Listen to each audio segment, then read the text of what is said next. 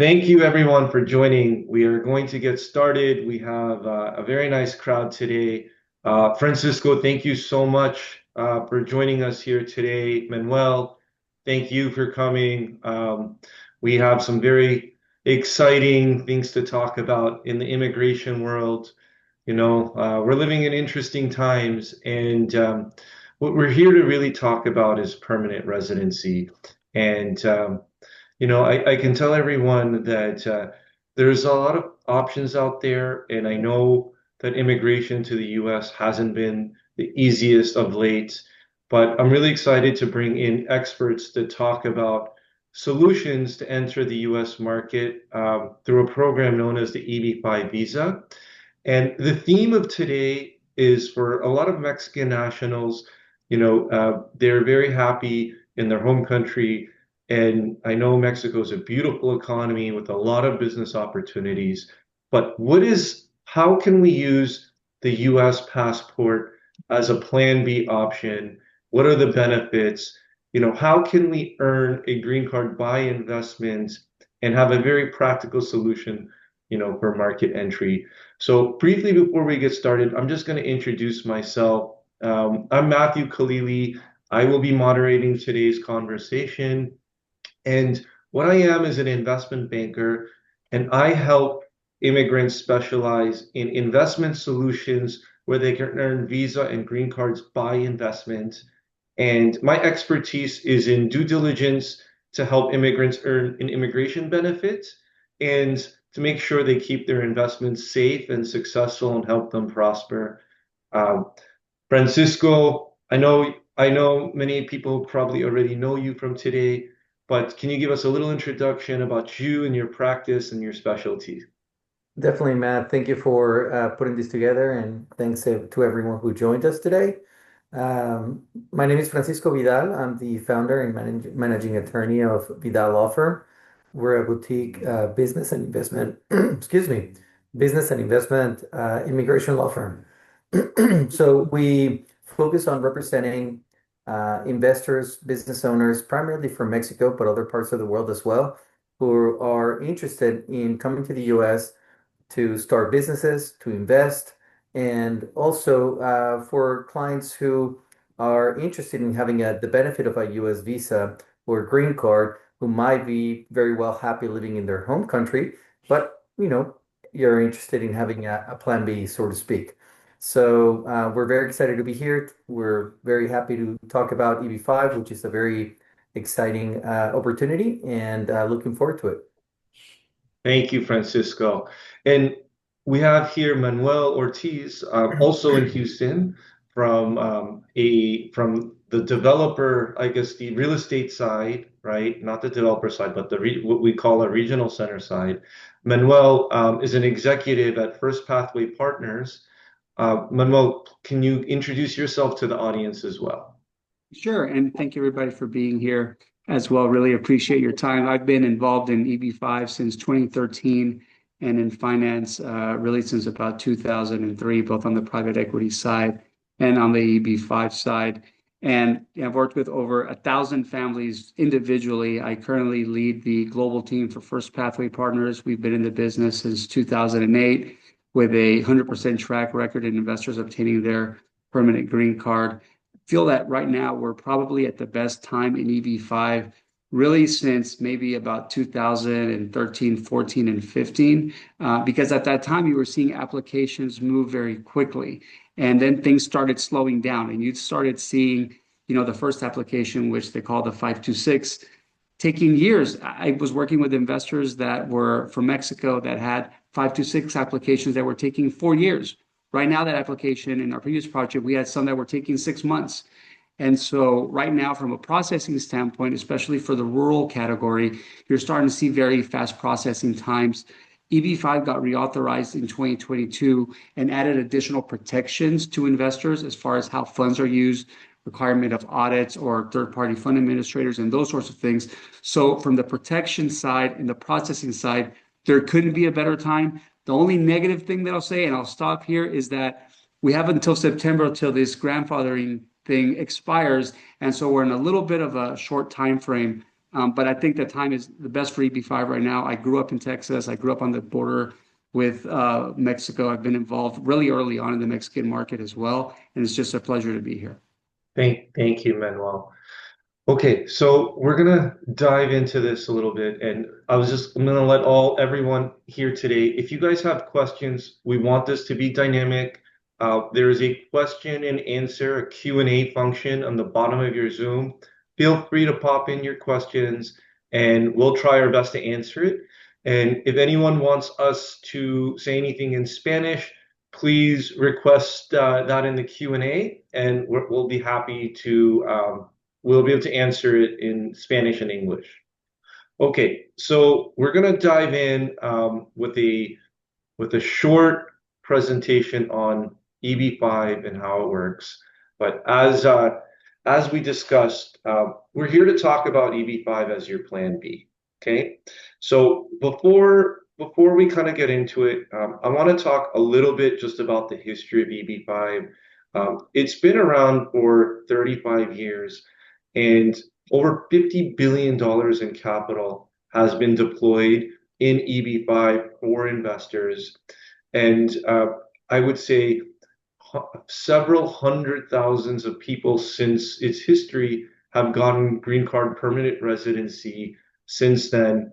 And the majority of people who have been able to get a return on investment. So what's interesting about the history of EB-5, number one, it's been around a very long time. But what's most exciting about it is the majority of investment has been happening more recently, right? So it's becoming more popular and more mainstream as a source of alternative capital in the US, and it carries a lot of benefits. In this 35 years, I would say the most important thing is we had something known as the Reform and Integrity Act. And basically what happened is in 2022, we made a lot of legislative reform that's carried immense protection for investors and to be able to keep, I guess, investment safe, investment transparent. And since we've integrated that, there's been over a 90% approval rate for people applying what's called their 526E, which is just a fancy way of saying your EB-5 application. 90% of those people have been approved under this new RIA. We have data from 2024. We don't know what 2025 is, but in 2024, $4 billion in EB-5 capital has been deployed, right? And since 2022, it's been $6 billion. So you could see that this program has been accelerating in popularity quite a bit. And we have something known as regional centers, which regional centers are basically the license to be able to do EB-5 in a territory. There's over 500 licensed authorities to be able to do EB-5 right now. So we're going to dive a little bit more into this and have a more dynamic conversation about EB-5. But Francisco, could you tell us a little bit about the legal process, like how people apply, how it works a little bit, and we're going to shed into more detail, maybe after we kind of hear your comments. Yes, for sure. So it all starts with making the decision to explore a permanent residency in the United States. And once a family or individual makes that decision, then the very first step is usually to reach out to a professional involved in the EB-5 universe. That could be somebody like you, Matt, that does due diligence and assists investors in their journey through the EB-5 investment process, or it could also be with somebody like Manuel, who is on the regional center side, or myself, an immigration attorney. But the first step in the process is to select in which project to invest in order to apply for EB-5. In the selection process, there's many important aspects that you and Manuel will touch on, but it is a delicate process. It's a substantial investment. So needless to say, it's very important to do a good research, be informed of the risks involved in making the investment, and do so in a way to mitigate those risks as much as possible. It is a at-risk investment, so you cannot completely eliminate the risk out of the EB-5 equation, but with competent and professional and honest professionals as yourselves, uh, you can mitigate those risks and make an educated and informed decision for your EB-5 investment. Once you've selected the project in which you're going to invest, then you work with your immigration attorney in order to start preparing the application, which primarily involves the source and path of funds. For EB-5, it's very important that we document very meticulously and in detail the where the money comes from. What is the source of your investment? Uh, Different from, for example, E2 visas, which are very popular for Mexican nationals, where the source of investment funds is relatively light in comparison to EB-5. With EB-5, we have to be a lot more diligent. There's a lot more details involved, and also the span of time that we have to go back is 7 years. So oftentimes, it becomes a challenge, right? Because not every time, not every client is able to produce for numerous reasons all the documentation that will allow us to present a link and the movement of funds. So doing the source of funds due diligence with your immigration attorney is super important. And once you are given the green light by your immigration attorney, and you have that assurance, that legal assurance that you will be able to produce the documents in order to chart out that source and path of funds, then you can proceed and with the investment, right? So the application starts with the preparation of the source of funds, working with your immigration attorney. Eventually, the application packet is completed. We try to make it as painless as possible. Obviously, it's a lot of work that needs to be done, but we try to file applications, in a couple of months. We try to be quick and make it as easy as possible for our clients.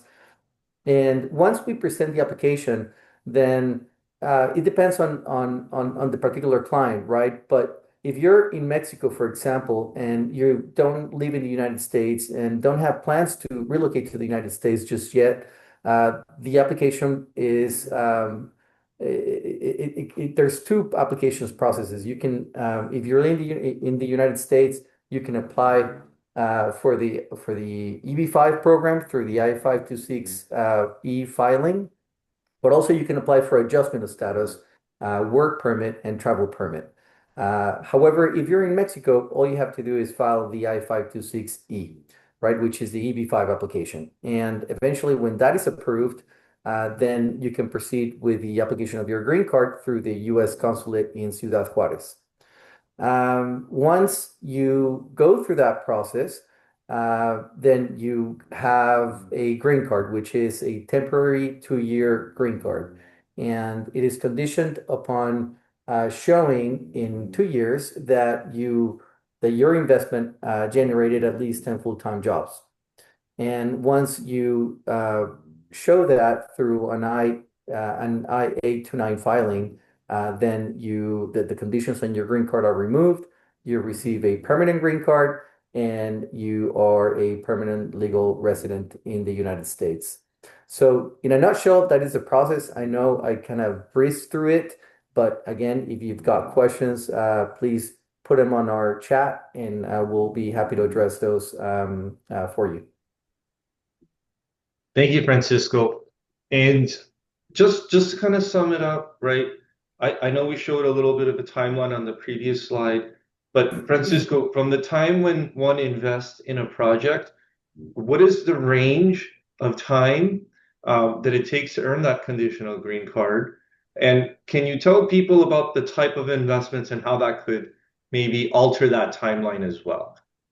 For sure. So there is different categories of projects in which you can invest. There's rural projects. There's targeted employment area projects, which include rural projects.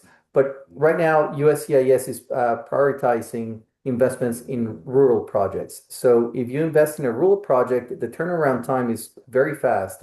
We've gotten approvals in 6 months. If your investment is not in a rural project, then the EB-5 application can take longer. We've seen a year and a half. We've even seen 2 years.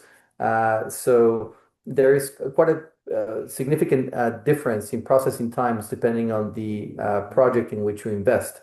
And the investment amounts also differ. If you invest in a project that is located on a targeted employment area, then the investment amount drops to 800,000.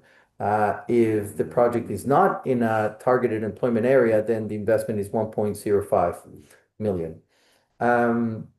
And from the time that you start the process, if it's a rural project, to the time you get your green card, it can be 2 years. Even though the I-526E, which is the EB-5 application, is quick, 6 months, 8 months. After that approval, then you have to go through the green card application process, which can be done again through an adjustment of status if you're in the United States, and that can take a year and a half. If you're in Mexico and you're doing your green card application through the U.S. consulate in Ciudad Juarez, times fluctuate quite often, but we're seeing about a couple of years, a year and a half, 2 years. So it's about, depending again on the type of project that you invest in, a year and a half, 2 year process at minimum. Thank you, Francisco. So just to be clear, if someone wants the fastest way to come to the US, right, from the moment they apply and invest in a project, it goes into a rural project. You're seeing 6 to 12 months for conditional green card approval. And the law is 21 months when they got conditional green card to remove those conditions. And if, Francisco, what you're saying is if they're in the US and they apply, they can actually stay in the US until they give green card approval. Is that correct? That's right, through an adjustment of status. So you can do what's called a concurrent filing. Well, where you file the EB-5 application, the I-526E, along with an application for an adjustment of status, the I-485, an application for a work permit and travel permit. And this is for the investor and his or her family. So the whole family can go through this adjustment of status process without leaving the United States, which is huge. Thank you, Francisco. And Manuel, since you're the expert on the project side, are rural projects better than these high unemployment? What's really the difference? And are you seeing more TA projects or non-TA projects? Can you break down maybe the difference? For sure. And then I'd also like to backtrack on one thing that you said that I thought was really important, is that when you start looking at the term regional center, which is just the term to refer to companies like ours, it really is just a basic, like a license to do an EB-5 project somewhere. Just in the early days, EB-5 was highly localized. So like, for example, if you were located in Dallas, people would always say, oh, you're a regional center where? Oh, well, we're located in Dallas. Great. But as EB-5 started getting more and more popular, companies started expanding out of their local markets and had regional centers or approvals to do projects in multiple states. And that's why that term actually stayed. To look at companies like us, you would look at us more like private lenders or fund managers would be probably the best way to think of it. So we're no different, in some of our projects than a Wells Fargo or a JP Morgan, where we're providing a loan to the developer. So I think that's really important. And the type of projects that we're now seeing more of because of the reauthorization of EB-5 and the emphasis on rural projects and priority processing is more rural projects. So projects that are located in an area with a population of less than 20,000, there are other ways to qualify a rural project, but we're seeing more of those. Historically, EB-5 had more urban projects, and so now it expanded into the rural area. It's not really to say that one is better than the other. I would say that there's always this social media marketing buzz that'll say, hey, you want to invest in an urban project because they're safer. They're in downtown Dallas. They're not out in the middle of nowhere. If you look historically at project failures, you have just as many in urban areas that failed and investors lost their money, right? So really, what does that mean? What it means that is that what you really want to focus on is the project structure. How is it structured conservatively to protect investors? And so I think that's the most important part. And then you start getting into what percentage of the loan is relative to the cost of the project. So if the project costs, let's say $20 million, is the EB-5 loan for $18 million? Because there you don't have much margin for error. Or is it a 50% loan where it's $10 million for a $20 million project?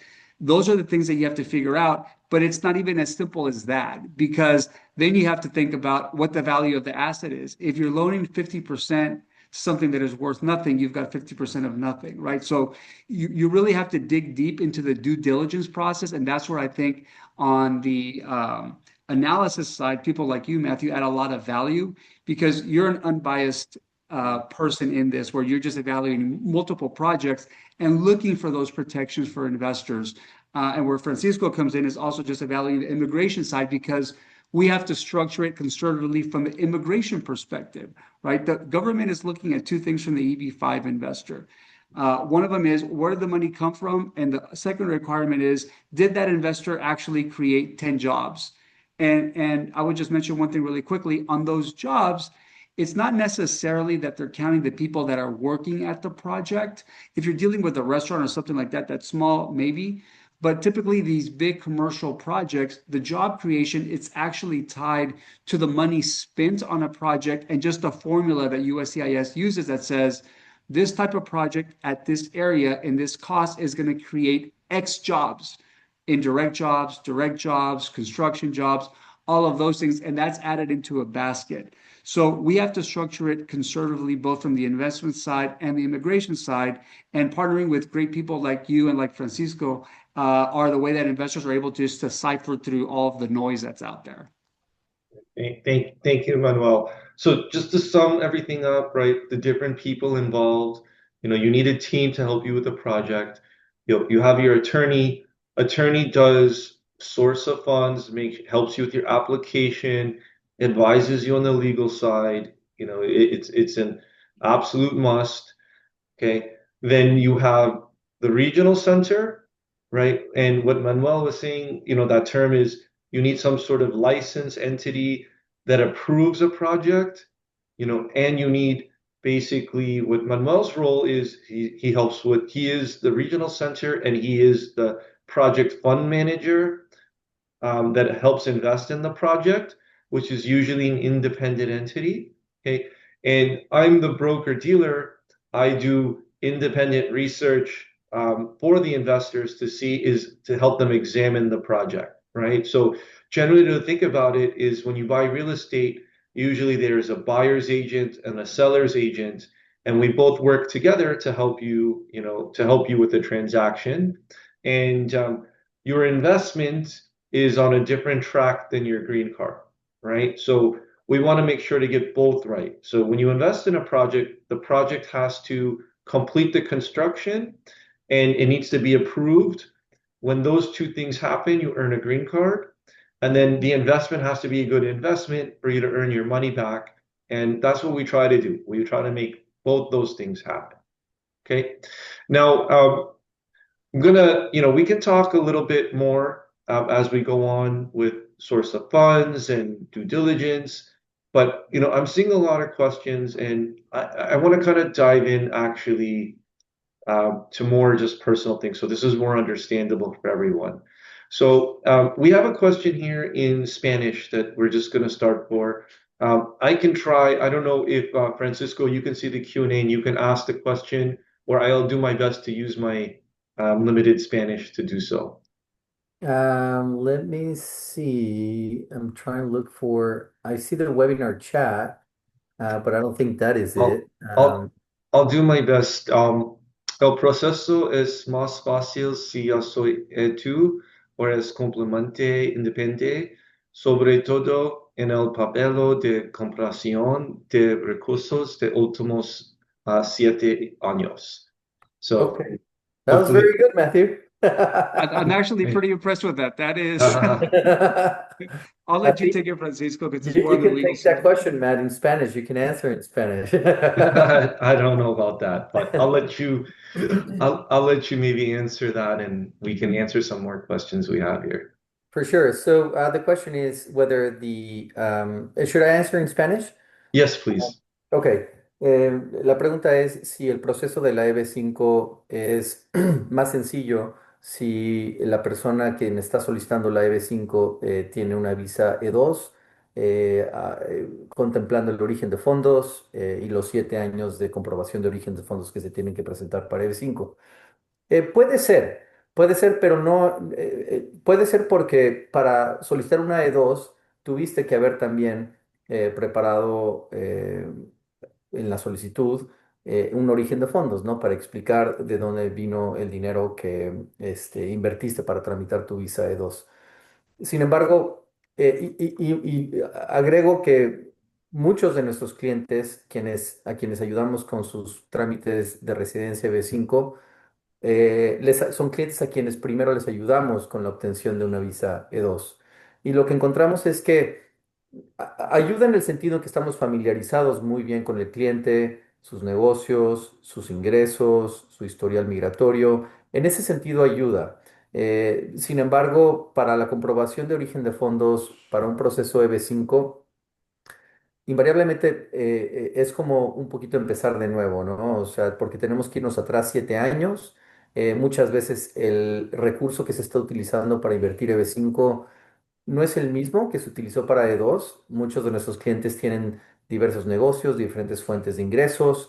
eh, el dinero que se utiliza para EB5 puede ser ahorros, la venta de una propiedad, en fin, pueden haber muchas diferentes fuentes del origen de este dinero y entonces el análisis que se tiene que hacer para EB5 en realidad es independiente a lo que se hizo para la visa E2.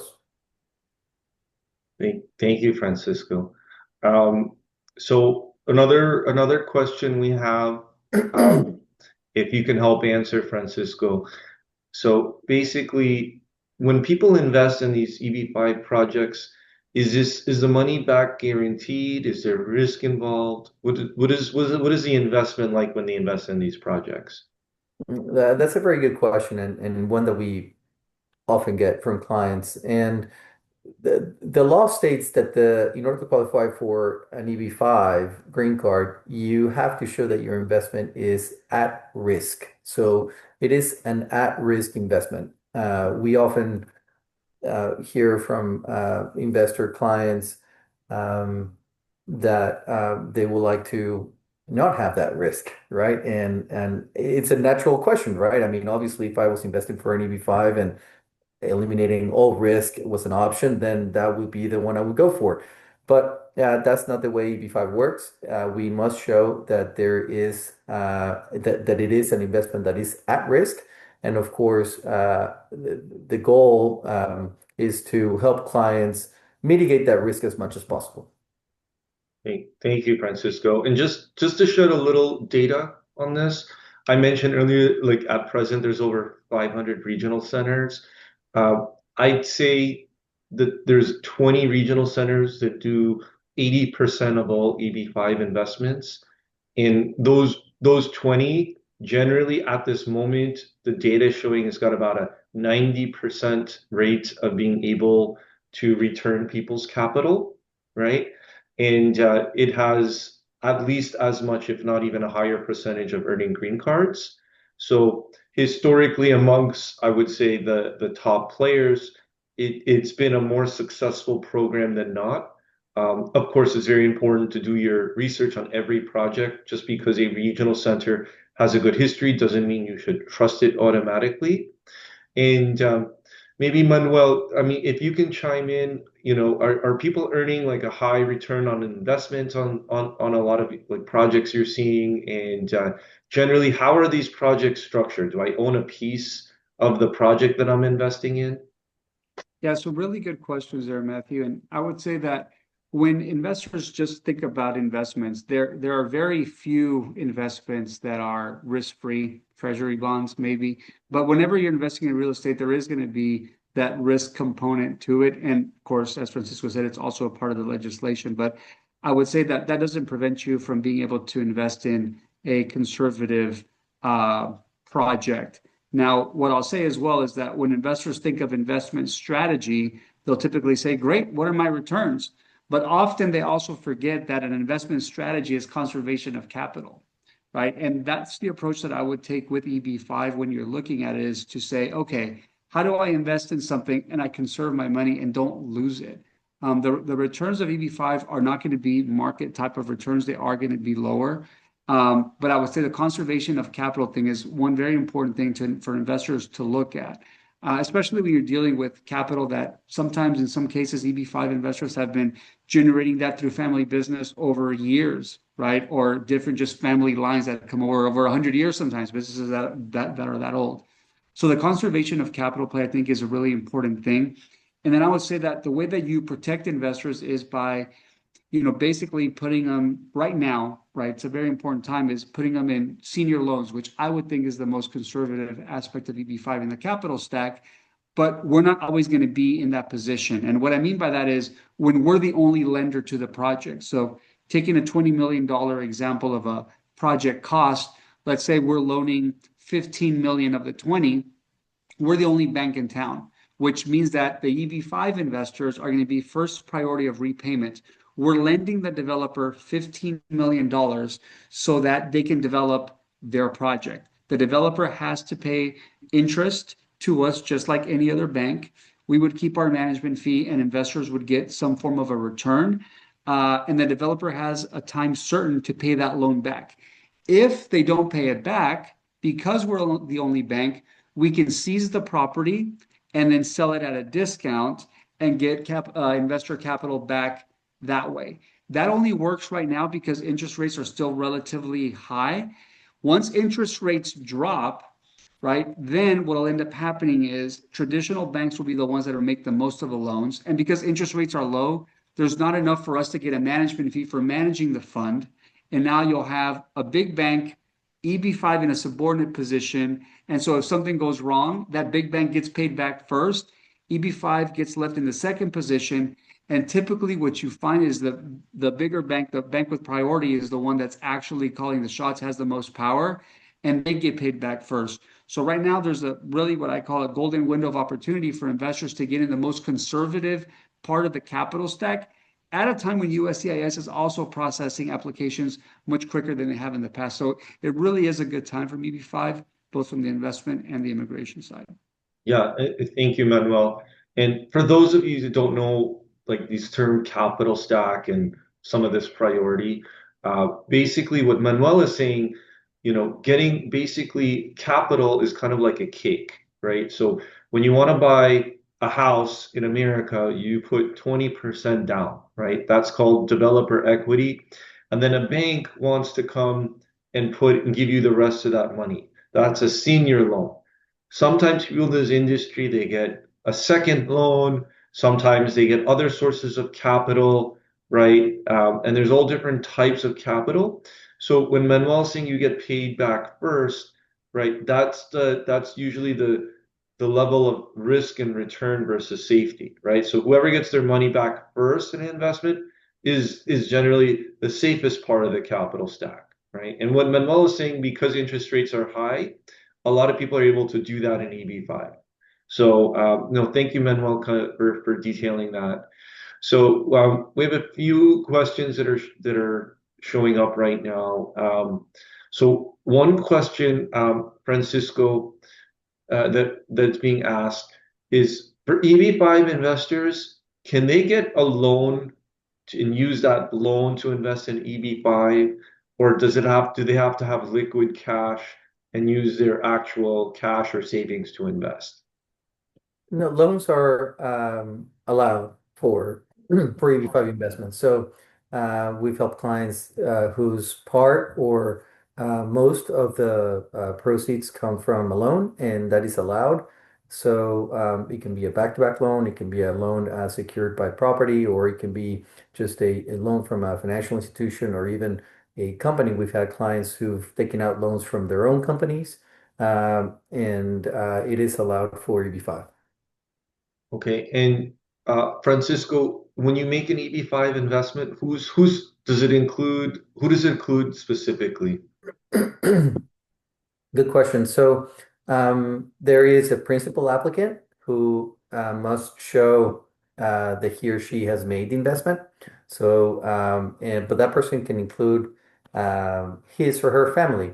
So spouse and children under 21 years old can be included in the EB-5 process.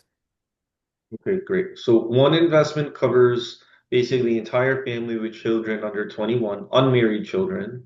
Correct. Okay, thank you. Manuel, another question we're getting is how long does it generally take for people to get their money back? And so I would say that the best way to think about this is that sometimes the timelines can be a little confusing for people. And the best way that I explain this is that whenever you think of EB-5, think about two processes moving in parallel but independent of each other. On one side, you'll have the investment timeline, and on the other side, you'll have the immigration timeline. So we've already talked about how applications are getting approved a little quicker than before and everything else. That's the immigration timeline. Separate, but also moving in parallel, but independent, is the investment timeline. And the investment timeline is just basically the terms of the loan from us to the developer.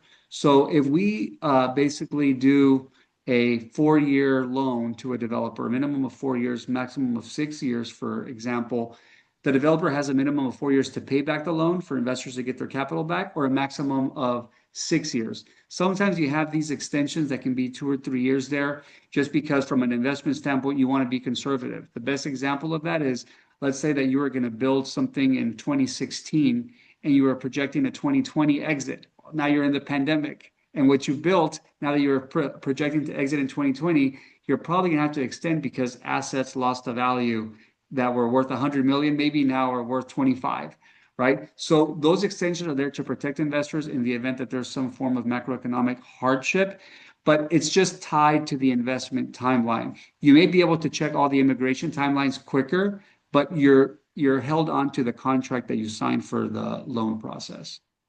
Yeah, thank you, Manuel. So I'll just tell you from my perspective, think about building a house in America, just a single family house.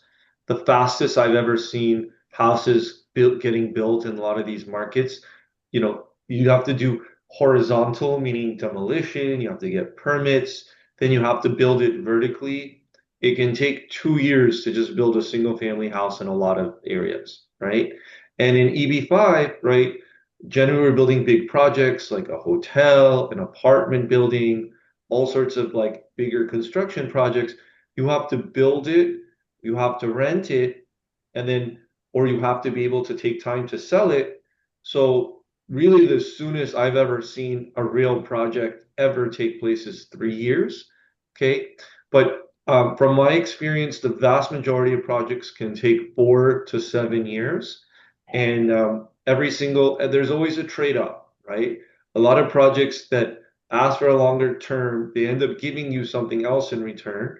And projects that are very shorter, in general, my experience, there's something else you're kind of giving for that, right? And Francisco, there's something known as this. One quick thing, because you brought up a really important point that I want to touch on too, that I Yeah. think is like outstanding, is that whenever you're building these projects, the majority of EB-5 projects that you find are going to be construction and a little bit larger cost, because that's how you get the most job creation. So that's really important. But to your point of when you build these things, they can take 24 to 26 months to build. And then on top of that, you need maybe another 2 years to stabilize the project. And that's why you have that another 2 or 3 years to stabilize that, which means you build something, by the time you rent apartments or the hotel gets stabilized in terms of people renting rooms, it's probably going to take another 2 years.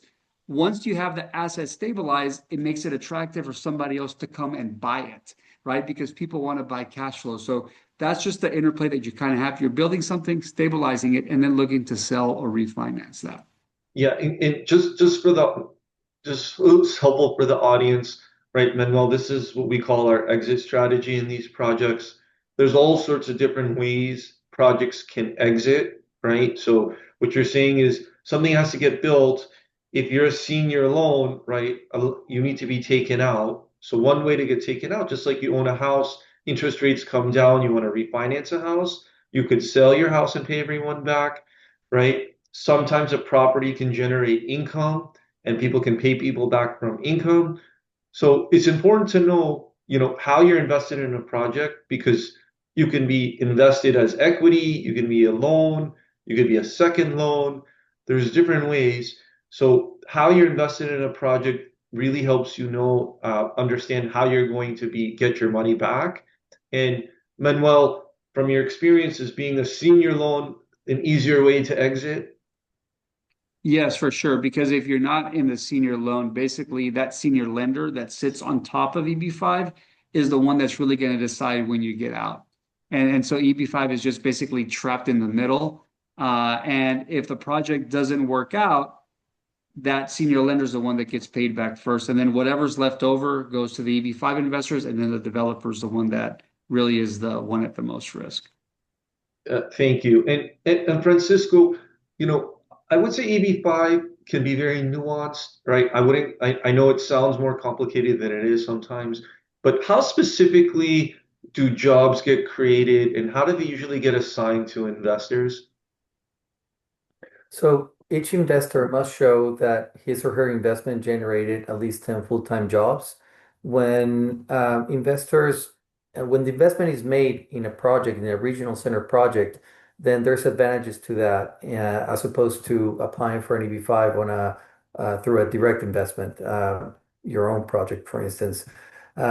With the regional center investment program, as you pointed out earlier, the jobs that are created are calculated using a formula. And so not only do the jobs that are created directly, let's say, for instance, the construction workers that are building the hotel, but also indirect and induced jobs are counted as well. So perhaps the employees at the engineering firm or the architects at the architecture firm, and other indirect and induced jobs that were created by the project are counted. So when a regional investment submits a project for approval to immigration then calculates how many jobs are that project is going to create. And let's say it's 100 jobs, just to make the math easy.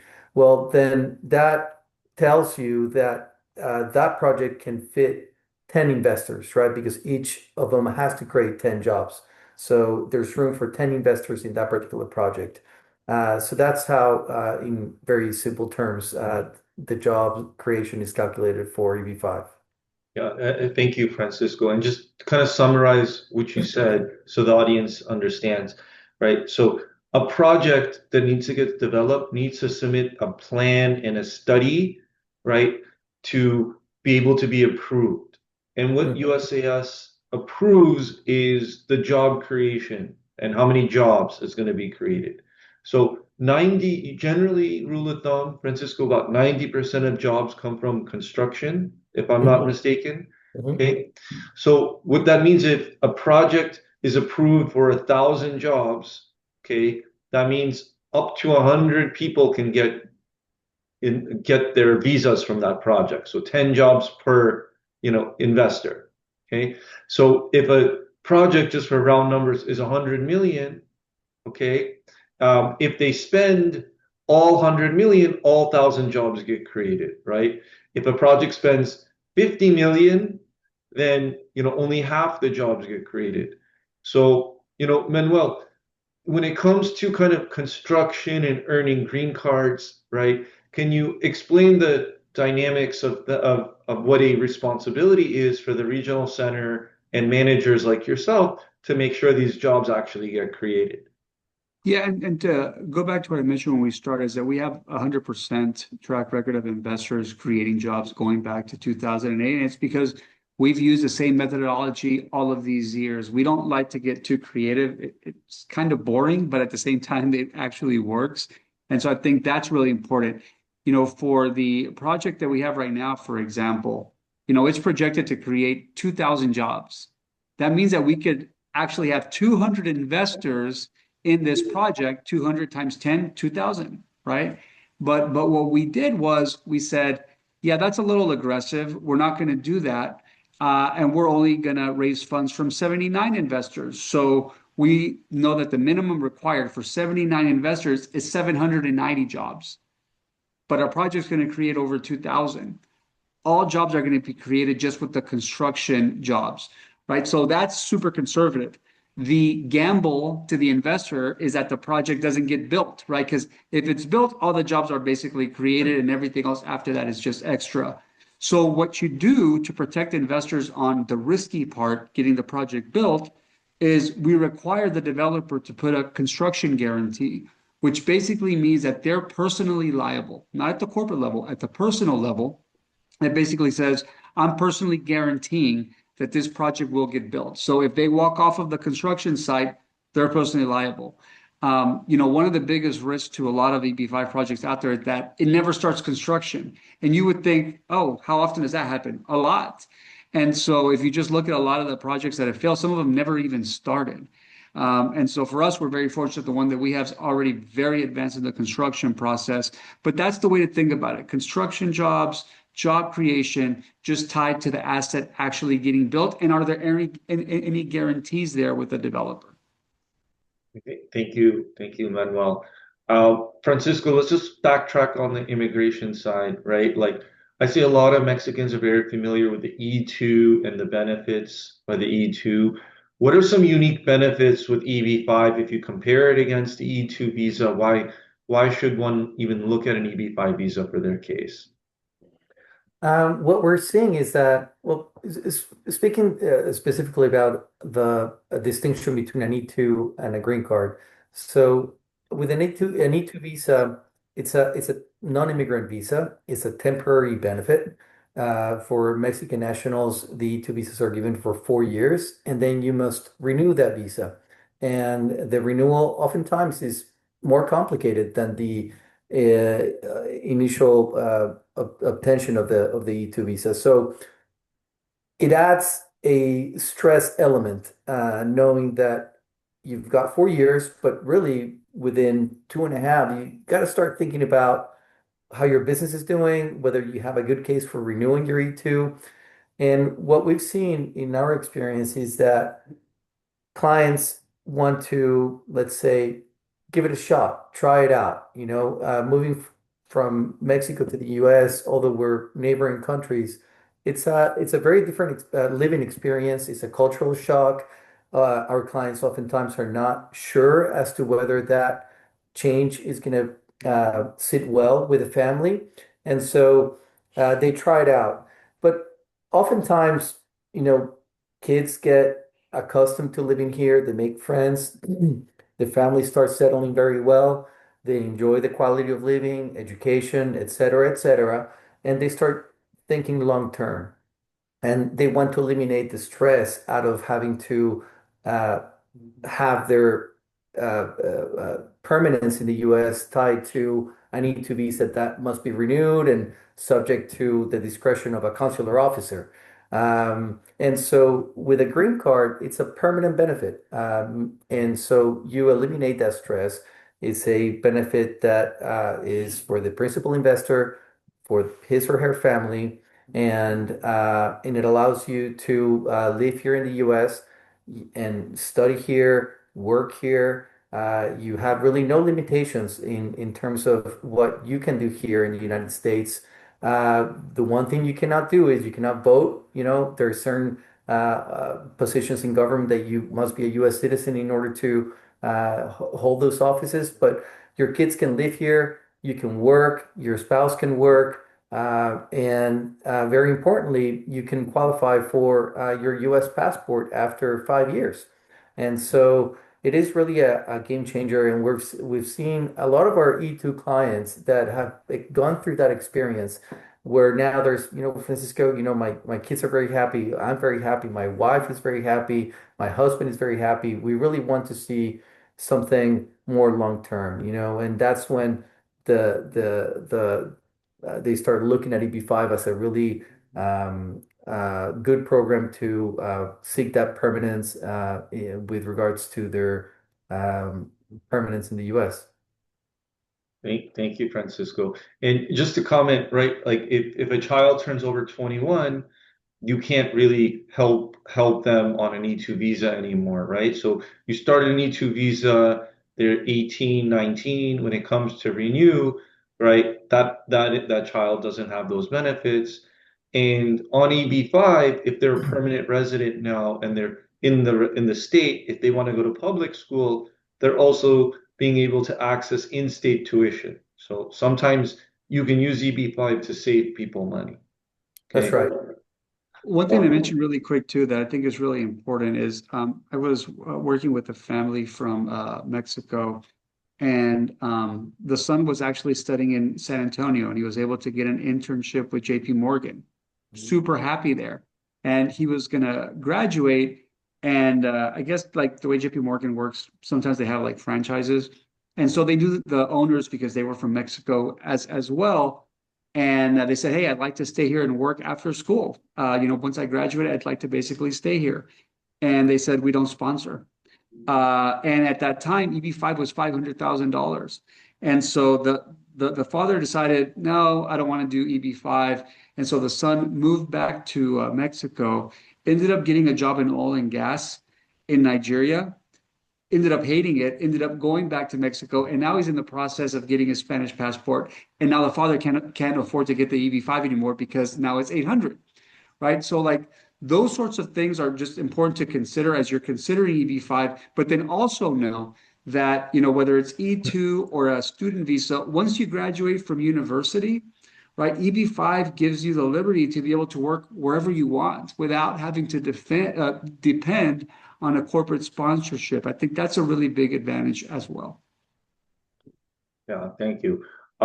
We have a question in Spanish. I can attempt to say it again if Francisco or your team, if you want to be able to pose that question. Yes, I will be happy to help. But I see one that is in English in the chat, in the question. Oh, okay. Then I can answer. Okay. Okay, I'll be happy to help. So we have someone that says Francisco basically helped them get the E2 visa, and he's thanking you, Francisco. And they're not able to move and live in the USA. What are the benefits they would have to get from the EB-5? So they have basically, just so I understand, it's saying we're not able to live in the USA.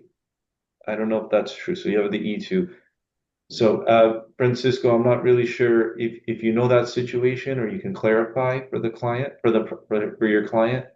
Sure. I think where the question, where they're trying to get answered with that question is, we have an E2 that allows us to live in Mexico, right? We are not required to establish our residence or primary residence in the United States. Would that also be the case with an EB-5? And the short answer is no, because there's a big distinction between an E2, which is a non-immigrant visa, and the requirements that it carries in comparison to an EB-5 green card. So a green card does require you to establish that your primary residence is in the United States. So it doesn't mean that you cannot have a residence in Mexico.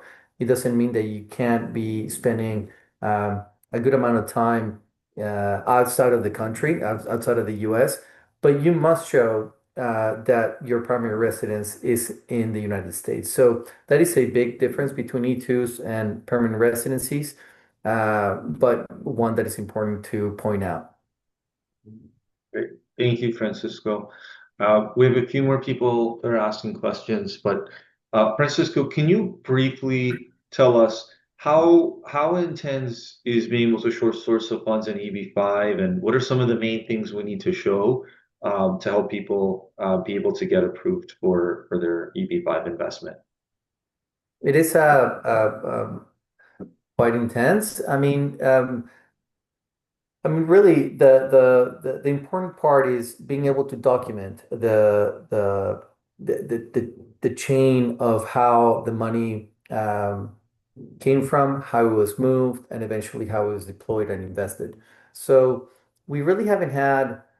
We're very familiarized with Mexican businesses, financial institutions, how money is moved in Mexico, and so we can help our clients really.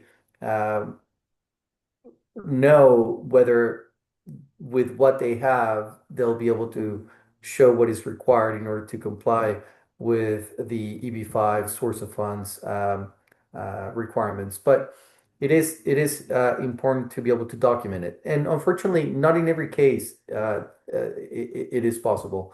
But more often than not, we find solutions that allow us to be able to comply with those requirements. I know that was a little vague answer, but each case is very particular, and so it's Yeah. difficult to really hone down on specifics when it comes to source of funds. But Oh, that's we've that's had business owners who have accumulated earnings with their companies, multiple companies. We've had clients who have inherited of the funds from a family member. We have had clients who have sold assets in Mexico or elsewhere. We've had clients whose source of funds come from the proceeds that their E2 company in the United States has generated. So there's a myriad of ways in which we can source that investment that allows us to comply with what EB-5 requires. Oh, thank you, Francisco. That was great. I mean, at the end of the day, income has to be generated lawfully and documented very carefully, and it takes a very experienced immigration lawyer to be able to do that. So thank you so much for your, help in the community, Francisco. I know you're very famous for getting EB-5 approvals. Um, so we have a question. There's an individual who basically buys properties in the U.S.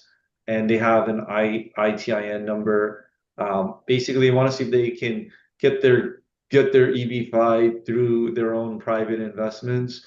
What I'll say to this individual is, unfortunately, EB-5 is a very structured, high compliance investment.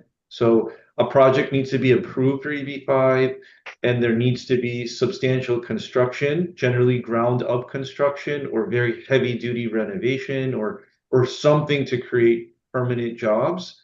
So generally to do so, people spend hundreds of thousands of dollars to get it approved. It's kind of like going public. So it's not a very realistic approach to create your own real estate project. One can certainly create a business and employ 10 full-time people to get their EB-5 visa, but just know that you're kind of managing everything, right? You have to make sure the investment is in the right area if you want it to be TA. You have to create all the jobs. You have to sustain those jobs. Your business generally should be making money.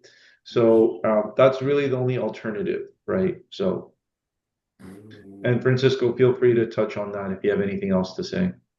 Yes, direct investments, which is seeking an EB-5 through an investment, not in a regional center project, but rather on your own project, is highly complex and it carries a new set of risks that are mitigated quite significantly by doing investment with a reputable regional center.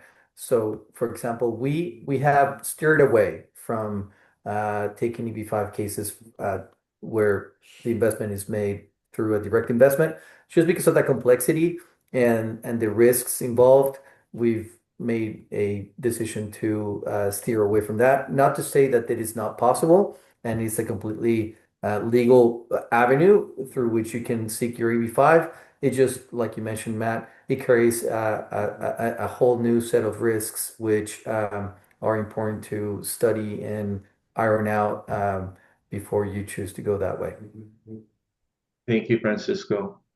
Okay, so I know we're a little over time. If anyone is interested in EB-5, please talk to Francisco to see if that's the right visa for you. Francisco, do you offer free consultations for, EB-5 visa exploration? Yes, yes. So feel free to reach out to us. We'll be happy to have a meeting with you in person here in Houston or a Zoom meeting, and we'll be happy to answer all questions that you have. Yeah, thank you. And if anyone's interested in learning about a project or the investment side, both Manuel and I are available. Manuel is a fluent Spanish speaker too, so he can he can conversate a lot. He can answer these questions in Spanish a little better than I can, but happy to help any way we can.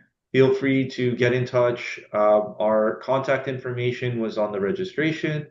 And just very important to know there's some deadlines, right? So if you want to do EB-5, generally you want to do it before September 30th, right? There's certain protections that expire, and definitely do it before January 1st because the investment amount is going to go up.